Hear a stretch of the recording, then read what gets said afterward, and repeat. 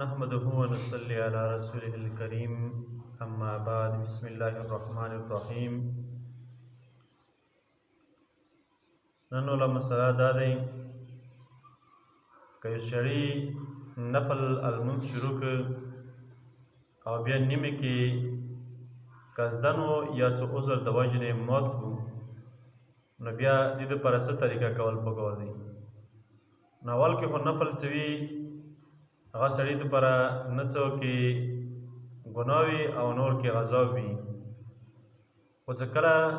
یو سړی نفل کوي نو هغه په خپلې مرضي سره وي، ثواب په نیت یې کوي او که زړه کې څه ریا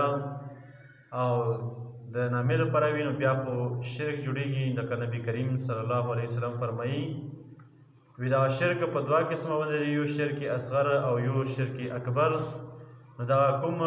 یو سړی چې ریا او نامې دپاره عمل کوي نو دا بیا شرک اصغر کې یعنې وړ شرک کې رسي. خو که یو سړی دغه نفل لمونځ شروع کړ او نیمې کې د څه عذر د وجې نه یا په قصدن په قصد سره یې مات کړ نو بیا دې باندې دغه دوباره قضا چې دغه واجب دی. امام ابو حنیفه رحمه الله په نیز باندې دغه سړي دپاره ولیوفو نذورهم د آیات نه دلیل دی چې یاره دا کوم نفل چې دې مات کړی دی دا به دوباره بیا دې باندې قضا د دې والا واجب دی. یعنې مطلب اول کې چې دې شروع کولو نو هغه ټایم کې نفل و، خو څه کله دې مات کړو څه عذر د وجې نه، مطلب منځ کې څه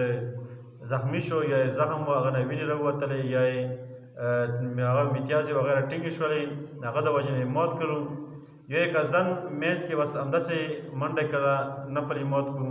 نو اوس دې باندې قضا چې دا لازم دی او واجب دی دغه دوباره به بیا دغه نفل قضا د دغه والا کوي.